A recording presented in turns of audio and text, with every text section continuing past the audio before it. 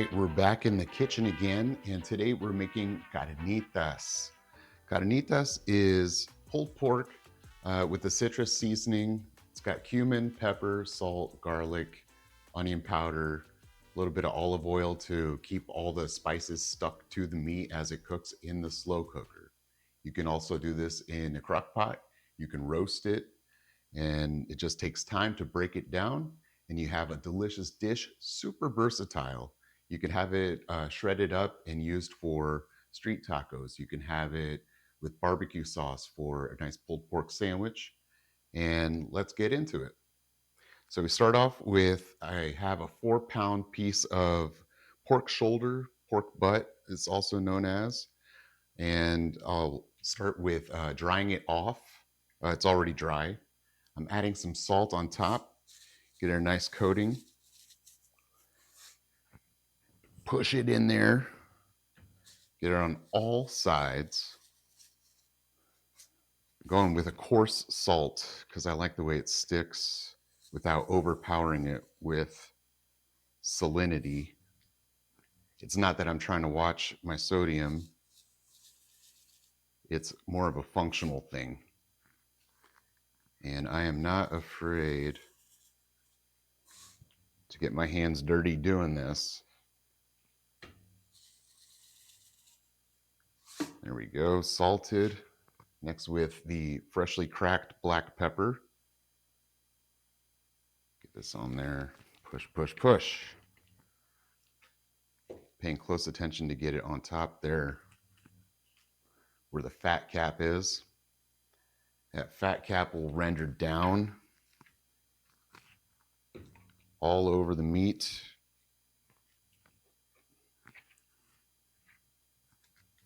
Now it's time for the sticking spray, some olive oil.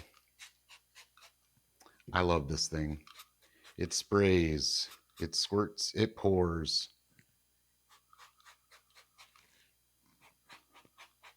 It goes at many angles. And here I have some onion powder. You can use a fresh cut onion.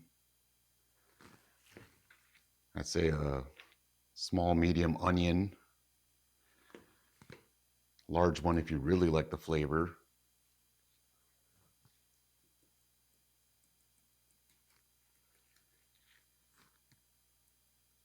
My family is not too keen on the texture of onions, so I'll stick with the powder. If that's the case with your family, easy fix. Get the same flavor without the slippery texture of onion. And now on with liberal garlic powder. These are the essentials for seasoning almost every meat. Well, you know what? Every meat. Just for that restaurant style flavor, but at home. Let's go in with some oregano. I got this dried from my garden, refilled this tin because I waste not and I want not. Good amount of that oregano. Get a grip.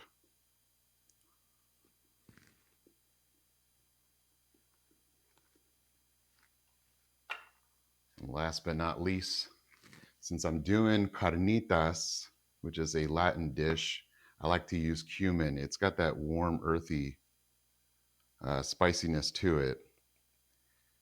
And it does not want to come out of this jar. Maybe it's too early in the day.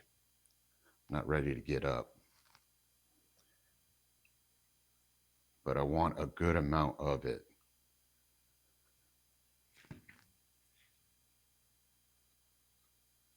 And it's also a depth of flavor that if you have it for a pulled pork barbecue sandwich, it still marries in very nicely. But the name of the game is versatility, and you will get that. The more connections you can make across different dishes, the better. People will say, what is that seasoning? Why is this so good? because you went out there, you went on a limb to connect with other flavors that are out there to enhance your dishes. Now, I wouldn't say put cumin on ice cream, or maybe, yes, put cumin on ice cream. We'll see how that goes. Um, Here I have 2 oranges that I'm going to squeeze right over the top of the pork butt, pork shoulder. And that is that citrus flavor. The brightness of citrus helps with fattier cuts of meat like this one. You saw the big white fat cap on top. Make sure I get all of that flavor in there. This guy's back. It mashes, it separates, it juices oranges. This is a handy dandy tool. It goes a long way in my kitchen. You may have seen me use it in my guacamole video, or if you haven't, check out the link. It really does make things a lot easier with such a simple tool. And it is a bit medieval, looking like a club mace used in battles. And this is no battle, this is easy. This is the hardest part of making carnitas or pulled pork. It's just getting it dressed for the big party. And you'll be the prettiest pig at the party. Oh yeah, get in there. All right, low and slow is the tempo.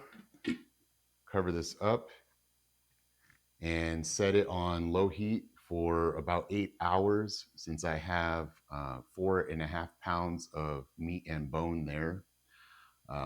That amount of time will make it just fall apart, and you might see this guy again when I show you that part of the process. Stay tuned.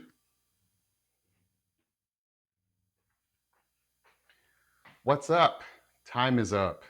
I am looking at a slow cooker full of deliciousness, clocking in at about 150 degrees on the meat. I'm going to take it out and start to shred it. But I'm also going to reserve the juices that rendered from the pork butt. We don't need this. This is the bone. Probably added a lot of flavor and gelatin to it.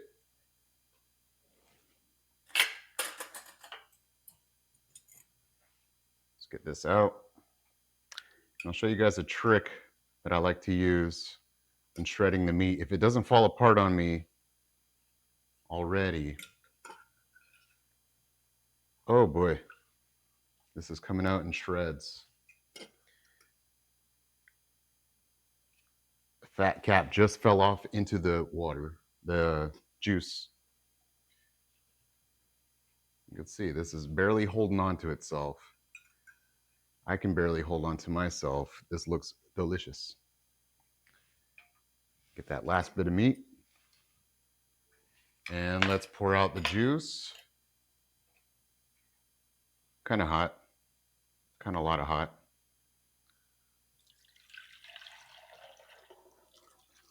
We'll reserve this for later when we want to cook up the pork.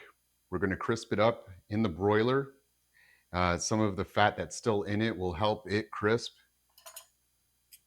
And put this back in here. Like I said, burning hot.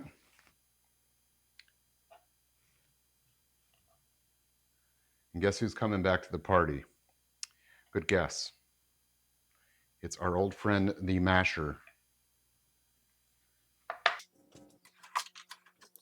Voila, this makes light work of it, especially when the meat is this tender.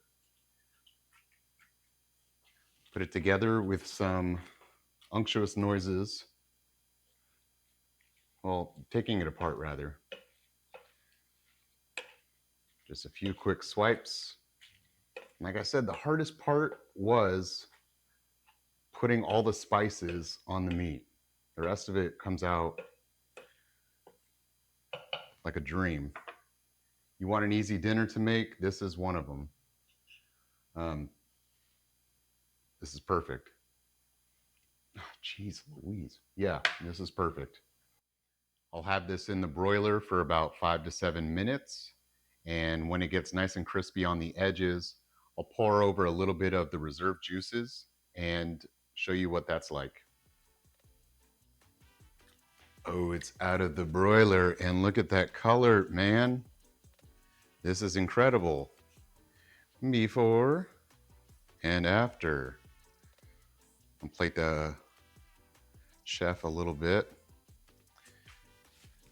Get some of that juice on there. Oh, swim, swim, swim.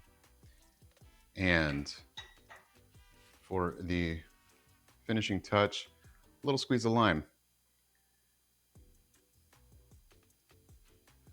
Let's give it a taste.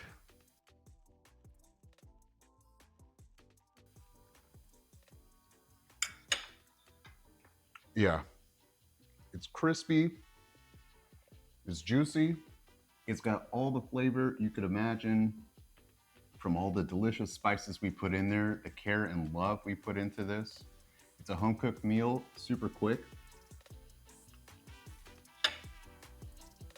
And forgive me, this is incredible. I don't swear much, but this is gosh darn the best I've had in forever. Thank you guys for joining me, and I hope you stay tuned for more recipes like this on Dad's in the Kitchen again.